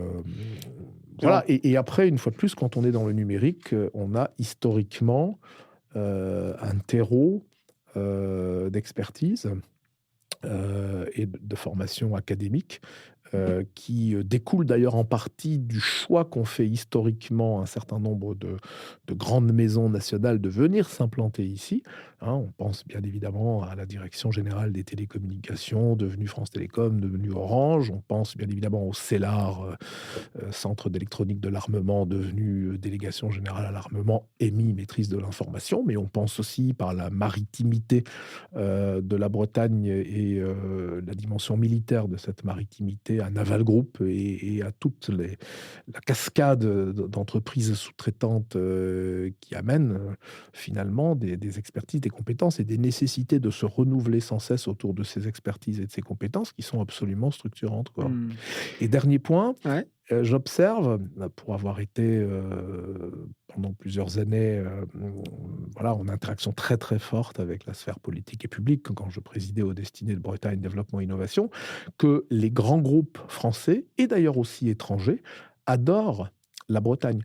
Un poste de directeur régional ou de délégué territorial ou de délégué régional, ça s'appelle différemment selon les grands groupes, en Bretagne, est toujours un super poste qu'on va pas donner à n'importe qui. D'abord, on va s'assurer que la personne qui va le prendre soit bien apte à jouer collectif Hmm. et à épouser justement très vite ce collectif que j'évoquais tout à l'heure. Et la personne qui va tenir ce poste, elle va l'adorer parce qu'elle va se rendre compte que dans cette région, on peut faire avancer des dossiers, on peut faire avancer des projets de façon incroyablement facile. Hmm. Et c'est pas juste parce qu'il ne faut pas plus d'1 h 30 pour aller à Paris quand on prend un TGV qui s'arrête nulle part. C'est parce que c'est un peu l'état d'esprit. D'ailleurs, Ouais, souvent les ouais, gens veulent plus ouais, partir après. ouais. Vous avez beaucoup de gens qui tiennent ce poste en Bretagne, qui ensuite, dans le cadre des parcours de carrière au sein des grands groupes, en prennent d'autres à Paris, mais qui restent habités en Bretagne. Ouais. Alors c'est vrai aussi pour la préfectorale. Pour devenir préfet en Bretagne, il faut déjà avoir pas mal roulé sa Il bosse faut être passé ailleurs, par hein. la Corse. Non, pas toujours. Pas toujours, même s'il y a des singularités communes. Et puis après, il y a aussi des grands préfets qui ont Bien sûr. continué à des Oui, postes extrêmement élevés, que ce soit bien directeur sûr. de cabinet à l'Élysée ou à Matignon. Bien sûr. Mais tu l'as dit, tu as présidé à la destinée de Bretagne Développement Innovation, Mhm. qui est un peu l'agence économique de développement économique de la région Bretagne. Il y a eu sur les volets économiques des bouleversements il y a quelques années, notamment des redistributions de compétences entre les collectivités, et notamment parce que la région a récupéré en fait ces responsabilités-là. Mm. Et donc tu as été en prise justement aux décisions de structurer ou d'élaborer des stratégies qui vise à développer le tissu économique local. Et on voit effectivement des chefs d'entreprise qui collaborent assez facilement avec des responsables politiques. Tu as parlé aussi de la singularité et de l'identité de la Bretagne. C'est BDI hein, qui a aussi en charge la marque La marque Bretagne, Bretagne, une première marque territoriale absolument. Très belle en initiative. France. Et on a reçu à ce micro euh, mince, Aurélie. Aurélie Basse, merci. Mhm. Et c'était passionnant. Et d'ailleurs, Précis, l'entreprise que j'ai eu l'honneur de présider, est Et créée membre et membre, de ouais, la marque, effectivement, de la marque Bretagne. Hein. Bretagne, qui est, de mon point de vue, en tout cas, la marque de territoire Bretagne, une très très très très belle initiative à laquelle nombre d'entreprises, mais aussi d'associations, de collectivités, d'offices de Mm. tourisme se sont ralliés. C'est vraiment porteur de cette attractivité conjuguée, comme je le disais tout à l'heure, parce que ça n'est pas qu'une marque d'attractivité touristique, même si elle est portée conjointement par ex-Bretagne Développement Innovation, devenu Bretagne Next, et le comité régional du tourisme. Mais ça n'est pas qu'une marque d'attractivité touristique, loin s'en faut. C'est vraiment une marque d'attractivité socio-économique très forte. Et voilà, d'autres régions au sens large du terme, hein, pas toujours région au sens administratif, au sens conseil régional, mais d'autres territoires Mm.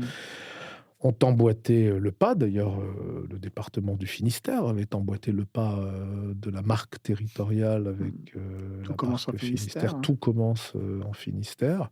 Ce qui est quand même assez intéressant, je trouve, comme baseline. Oui. Moi, je trouve ça très, très drôle et très vrai, probablement. Ouais. En tout cas, c'est très fort. Je me plais toujours quand je suis dans le Finistère ou avec des amis finistériens à ramener ça. Tout commence en Finistère. Après, il faut des moyens pour faire vivre une marque Mm. territoriale, une marque de territoire. Et à l'échelle d'un département, c'est pas toujours simple, je pense. Ça l'est pas non plus à l'échelle d'une région, mais en tout cas, voilà, ça se conçoit peut-être un peu mieux. On va dire que l'assiette à laquelle on peut mobiliser des moyens est probablement un peu plus importante. Mais il faut garder ça. Voilà. Alors, là où je voudrais rebondir, c'est donc tu as et tu es toujours un entrepreneur et qui tente de développer Niji. Tu le fais aussi en co-gouvernance parce que tu n'es pas le PDG ou le CIO, tu es le président et tu as le volet exécutif que tu as délégué. Et je pense assez tôt en réalité avec cette gouvernance bicéphale. Ça signifie quoi? Ça signifie que quand on veut entreprendre, et ben souvent, et je crois que c'est absolument toute l'histoire de Niji, il faut savoir bien s'entourer. Et je pense que c'est une valeur extrêmement importante. Et savoir bien s'entourer aussi quand on veut développer économiquement un territoire, cette coalition entre les entrepreneurs et les responsables politiques. Et parfois, il y a des entrepreneurs qui prennent des responsabilités supplémentaires en essayant d'organiser sur son temps, prendre son temps aussi à s'engager pour les territoires, pour l'emploi, pour l'innovation, pour le développement économique, etc.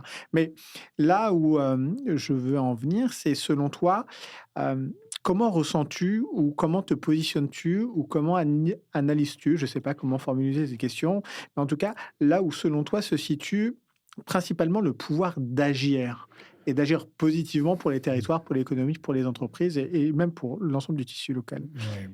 Alors, il y a beaucoup de choses dans, Ouais, dans ce que tu viens de dire. D'abord, juste pour revenir sur cette histoire de gouvernance et de délégation, il faut être. Je dis souvent la lucidité. La lucidité, c'est vraiment le premier carburant de l'entreprise. Être conscient de ce que les choses sont et de ce qu'elles ne sont pas. Et s'agissant de soi, y compris quand on est par construction le patron ultime de l'ensemble, être conscient de ce qu'on sait faire et de ce qu'on ne sait pas faire, être conscient de ce qu'on aime faire et de ce qu'on aime moins faire, parce que dans un projet entrepreneurial, il y a aussi cette quête de liberté. Et dans cette quête de liberté, il y a aussi, avec le temps, la volonté de se concentrer sur ce qu'on aime faire, en déléguant peut-être un peu plus ce qu'on aime moins faire, hein, tout en, bien évidemment, privilégiant la question de ce qu'on sait faire et de ce qu'on ne sait pas faire. Bref, moi j'ai fait assez tôt l'analyse. Au moment d'ailleurs où l'un de mes 2 associés, Christophe, entreprenait lui-même, un projet, entrepreneurial et quittait, l'entreprise pour se consacrer à ce projet entrepreneurial, j'ai fait l'analyse qu'il, me fallait, être, puissamment secondé sur toute la dimension exécutoire, opérationnelle, de l'entreprise. Et le hasard de la vie et mes engagements justement par ailleurs, y compris, en tant qu'administrateur dans d'autres entreprises, m'ont fait, découvrir, qu'une personne que je connaissais et que j'appréciais de longue date, sans en être pour autant, un intime, pouvait être intéressée, dans un changement de trajectoire, professionnelle, à rejoindre plutôt une PME, une entreprise de taille, idéale. On ne l'était pas encore à l'époque formellement, comme Niji. Ce garçon avait, déjà de l'ambition légitime et ça m'allait fort bien.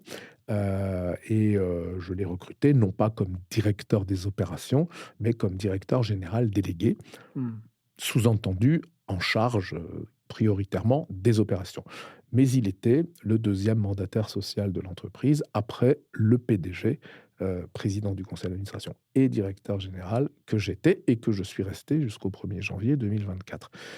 Les choses se sont extrêmement bien passées. Dit autrement, on ne s'est pas trompé, l'un et Sur l'autre. le casting, On s'est ouais. bien trouvé. On a construit, une complicité, forte, par une complémentarité, quasi parfaite entre, ce que l'un et l'autre on sait faire, on aime faire, on sait moins faire, on aime moins faire. Et on s'est assez rapidement mis à fonctionner en mode président DG. Mais ça n'est qu'au 1er janvier 2024, pour des raisons de construction, juridique de l'entreprise, Mmh. que, j'ai pu en modifier les statuts, pour faire que je n'en sois, dorénavant que président et qu'il en soit le DG, de plein exercice. Et accepter à ses côtés un DG de plein exercice, en n'étant plus que président, quand pendant très longtemps on a été, au four et au moulin, c'est pas simple, hein. Ça renvoie d'ailleurs au passage à l'actualité politique, du Mmh. moment, que je ne commenterai pas, mais il y a beaucoup de similitudes avec le monde de l'entreprise finalement. Être président et n'être que président et accepter, la force et la puissance, d'un DG de plein exercice qui fasse, fonctionner, l'entreprise France, au quotidien, hein. C'est toute la question du moment. Donc il Je faut ferme savoir cette accepter parenthèse. de perdre un peu le pouvoir sur sa propre entreprise. Voilà, bon. Après, moi je raisonne assez peu en termes de pouvoir, alors pouvoir d'action, ce qui était je pense le sens de ta question, pouvoir Absolument. d'influence, pouvoir de faire changer les choses, oui. Pouvoir au sens un peu potentat, c'est pas mon truc et j'essaye d'ailleurs toujours de renverser, la terminologie en disant aux gens: «C'est pas de pouvoir qu'il s'agit, c'est de responsabilité». Mmh. Et de responsabilité ultime, c'est-à-dire de liabilité, c'est-à-dire voilà, de responsabilité légale, hein, Oui. ultimement même parfois pénale.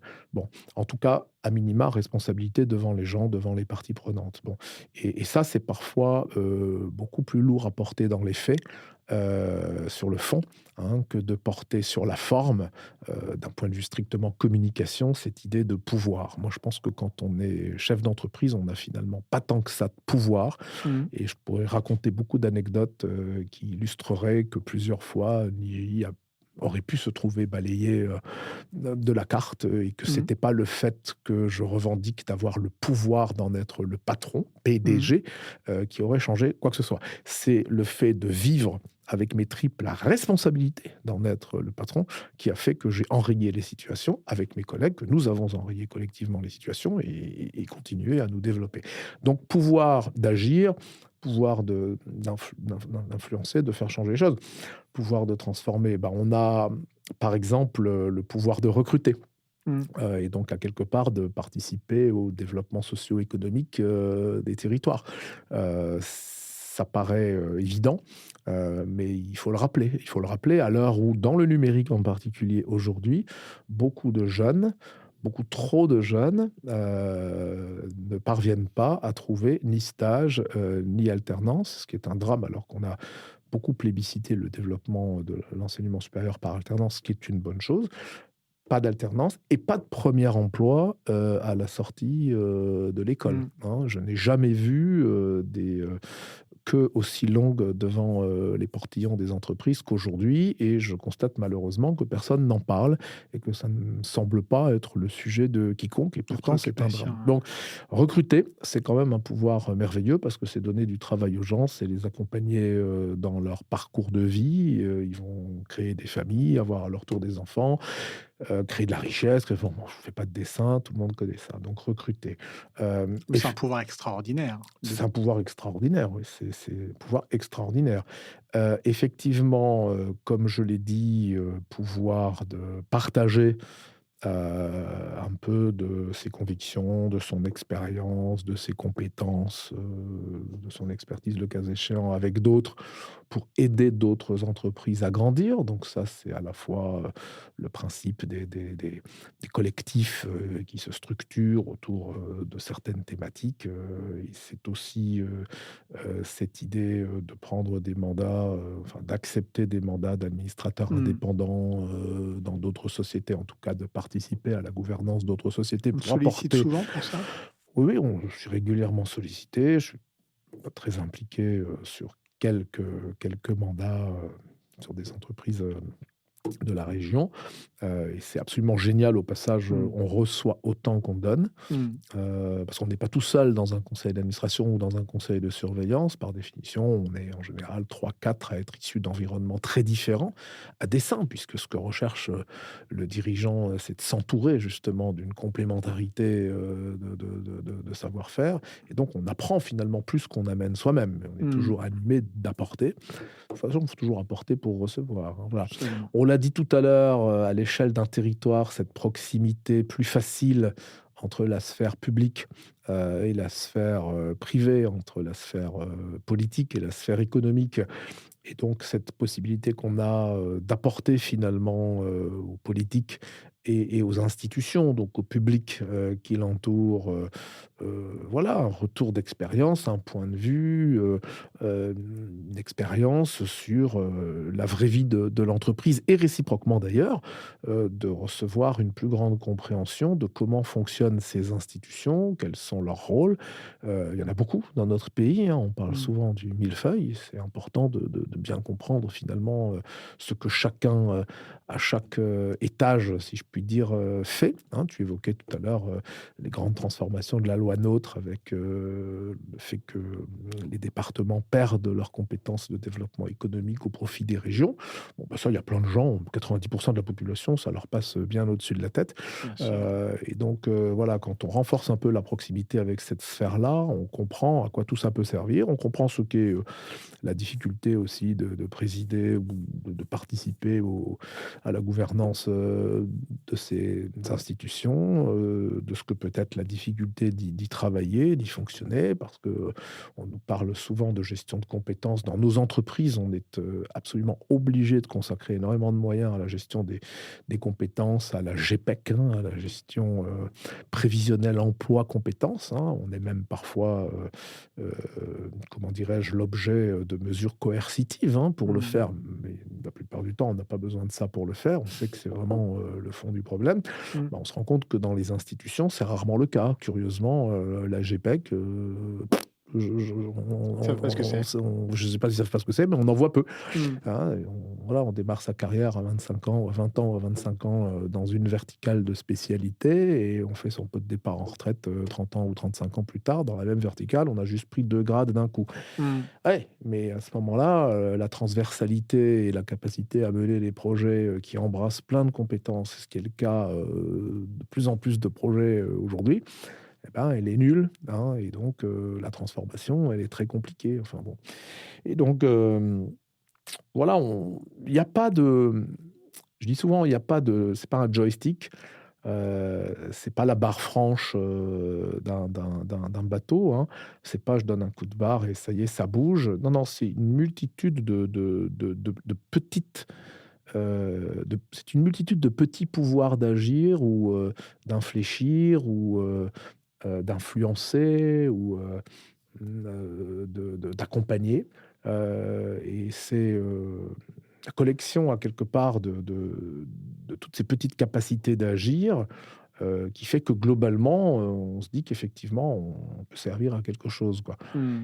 Et ça, on le vit beaucoup plus en région, on le vit beaucoup plus à l'échelle d'un territoire, avec toute la proximité que j'évoquais tout à l'heure, Mmh. qu'à l'échelle de la capitale.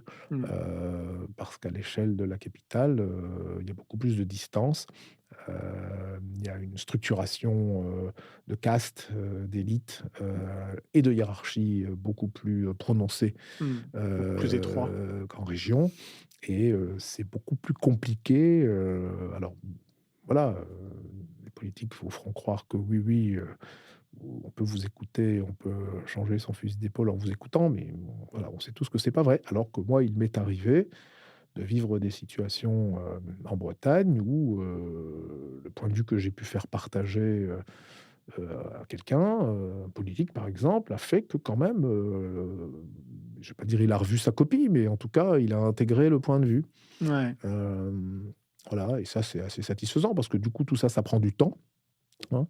Alors il faut être extrêmement prudent là-dessus parce qu'on peut très vite être happé, par tout le temps que ça peut prendre, hein, et ne plus s'occuper de son entreprise, hein. D'où Absolument. l'importance de ne s'engager, dans ces voies, connexes, qu'en étant assuré d'être bien entouré, Mmh. pour assurer, la continuation du développement de son entreprise, et au passage, en le faisant, on ramène énormément, de matières nouvelles, d'idées neuves, à sa propre entreprise. Et donc on amène un carburant, complémentaire, dans son propre développement. C'est-à-dire qu'en fait, on élargit le référentiel dans lequel, on choisit de la développer, et ça, on peut pas le faire si on va pas au contact de toutes ces parties prenantes, quoi, voilà. Mmh. La poule et l'œuf. La poule et l'œuf. Merci beaucoup, Hugues. J'ai 2 dernières questions pour finir, cet entretien qui a déjà duré 1h30. Bigre. Oui, ça passe vite, hein? Donc tu vas couper? Absolument pas. La première, c'est au final, le pouvoir d'agir, le pouvoir d'action, il doit se faire, résolument, avec humilité. On ne peut pas, se dire qu'on changera les choses si on ne le fait pas avec humilité. Est-ce Oui, que c'est une oui. composante de... Bah, oui, oui, enfin moi l'humilité, enfin ça rejoint la lucidité, hein. Quand Mmh. on est lucide, et en particulier de ce qu'on est soi-même et de ce qu'on n'est pas, mais vraiment lucide, hein, parce que, c'est simple, hein, c'est confortable de se raconter des histoires, hein, de se dire qu'on est ce qu'on n'est pas, ou de se dire que les choses sont ce qu'elles ne sont pas. C'est tellement plus confortable de se dire que les choses sont ce qu'elles ne sont pas, ou de se dire qu'on est ce qu'on n'est pas. Mmh. Non, on est ce qu'on est et on n'est pas ce qu'on n'est pas. Et ça, de toute façon, ça force, à l'humilité, parce que les surhommes, qui sont, extraordinaires, sur tous les plans, ça n'existe pas. Donc ça force, à l'humilité. Et de toute façon, si on veut, trouver sa voie, frayer son chemin, pour, emporter un peu d'écoute des autres, parce qu'on ne décrète pas l'écoute des autres. On ne décrète pas qu'on va être, à un moment ou un autre, accueilli dans l'échange par les autres. Alors il faut être, extrêmement humble, et plus que ça, il faut travailler le temps. Moi, je dis toujours, entreprendre, égale, rapport au temps. Mmh. Et je dis aussi, souvent rapport à l'argent. Je pense qu'on a trop, considéré, en particulier dans le numérique et en particulier, dans cette, époque un peu folle de start-upification et de levée de fonds et de cash out et de série A et de série B, de série C. Enfin bref, on a beaucoup trop financiarisé, si je puis dire, la vision du développement de l'entreprise, et enlevé de la lucidité, alors qu'on aurait dû, leur apprendre à en avoir davantage à des jeunes qui se sont vus, riches avant l'heure. Mmh. Et vous avez aujourd'hui énormément de gens très jeunes qui sont très riches. Et quand vous discutez avec un gestionnaire de fortune ou un gestionnaire de patrimoine, ce ne sont pas des gros mots que j'utilise. Là, on peut avoir dans ses amis ou sa famille des gens qui font ce métier et on peut avoir avec ces gens-là des discussions qui attestent bien du fait qu'on n'a jamais vu autant de gens si jeunes être devenus si vite très riches. Bon, parce que c'était à quelque part la vision, de l'entrepreneuriat. C'était pas la seule, mais c'était Mmh. aussi celle-là. Et donc, rapport à l'argent, avoir un rapport sage, un rapport patient, un rapport, raisonnable à l'argent et avoir un rapport au temps. Heu, il faut du temps et 24 ans, depuis la création de Niji, on porte toujours des fragilités en nous, on a toujours beaucoup plus à accomplir devant nous que ce qu'on a déjà pu faire et le monde est encore plus difficile qu'on l'a connu et il va falloir qu'on retrousse, les manches, plus que jamais. Mmh. Et on sait de toute façon que, dans une compétition, qui est devenue, sans foi ni loi, hem, on gagnera moins d'argent. Quand je dis «on», c'est l'entreprise. Mais que, la vitesse à laquelle, le monde change et en particulier à l'heure de l'intelligence artificielle, notamment générative, nous obligera à investir plus que jamais dans la transformation de notre entreprise, de nos métiers, pour être légitime ensuite d'accompagner les autres entreprises dans leur propre transformation autour de ça et que de toute façon, il faudra qu'on réinvestisse, la totalité de ce qu'on gagnera, voire parfois plus, parce que les investissements à consentir à ça sont colossaux, hein. Et donc, ça appelle finalement tous les chefs d'entreprise qui parfois étaient devenus un peu des gestionnaires de choses, qu'il leur faut redevenir, entrepreneurs. Mmh. Il faut réentreprendre et entreprendre, comme je l'ai déjà dit, je crois, c'est un couple indéfectible entre le risque et l'opportunité. Si je ne prends pas un risque, je ne génère pas la perspective, d'une opportunité et pour que cette opportunité, se concrétise et qu'elle apporte ce que j'en attends, alors, c'est l'exécution, la qualité d'exécution pour aller du risque, à l'opportunité. D'où, la nécessité, d'être très lucide, sur ce qu'on sait faire et sur ce qu'on ne sait pas faire, pour s'entourer correctement. Et vous savez, on utilise tous ce trigramme, CEO, la Chief Executive Mmh. Officer. La plupart des gens ne savent pas ce que c'est qu'un CEO. Non, les gamins à l'école, CEO, je vais être CEO. Moi, je vois des gamins qui sont en classe prépa, qui sont déjà CEO de boîtes. Ils ont déposé les statuts, ils ont commencé à faire un truc, ils sont CEO, founder and CEO. Mais ils savent pas ce que ça veut dire CEO. Mmh. Ils savent la plupart du temps même pas que ça veut dire, Chief, Executive Officer, au ouais. sens Execution Ouais, Officer, exécution, ouais. hein, Ouais, et ils ouais. savent pas de toute façon ce que c'est que l'exécution. Voilà. Mmh. Donc rapport au temps, rapport à l'argent, lucidité, le temps long, Est-ce que tu crois que, c'est justement ce rapport à l'argent qui explique, ces débats enflammés avec la taxe Zuckman? je ne sais pas, je ne sais pas. Je ne sais pas, je ne sais pas. En tout cas, je pense que monsieur Zuckman, que je ne connais pas, et dont je n'ai pas regardé dans le détail le projet, de taxe, se trompe énormément sur ce qu'est l'entreprise. Et je pense que, ces entretiens, le type d'entretien là, que l'on a depuis 1 heure et demie, contribuent aussi à donner, une plus juste image de ce qu'est l'entreprise. L'entreprise est beaucoup de choses et c'est ce que dit d'ailleurs très bien, Patrick Martin, l'actuel président du MEDEF, hein, je trouve que son discours sur le rôle de l'entreprise dans la société. Et c'était d'ailleurs, le sens, de la manifestation, entre guillemets, manifestation, du grand rassemblement qui devait avoir lieu, Ouais, qui a été annulé, lundi hein. prochain et qui a Mmh. été, reporté ou annulé pour des raisons, d'apaisement et je partage totalement d'ailleurs cette décision. Mais c'était le sens de ce rassemblement auquel j'avais, pour ma part prévu d'aller, de dire, posément le rôle, absolument essentiel, positif de l'entreprise, dans la société. On Ouais, en a décliné plein de dimensions ce soir et ouais. Et c'est toute la dimension justement de ce podcast, de Nouveaux Récits. ouais. Pour finir et pour te libérer, heu, qui serait, selon toi, un invité idéal pour ce podcast? Oh ben, il y en a beaucoup. Hem Oh, c'est pas simple comme question. J'avais pas réfléchi, hein. Je devais y Tu y vas? réfléchir. Je Non, devais absolument pas. je devais, Une réponse spontanée. je devais y réfléchir, de Bretagne?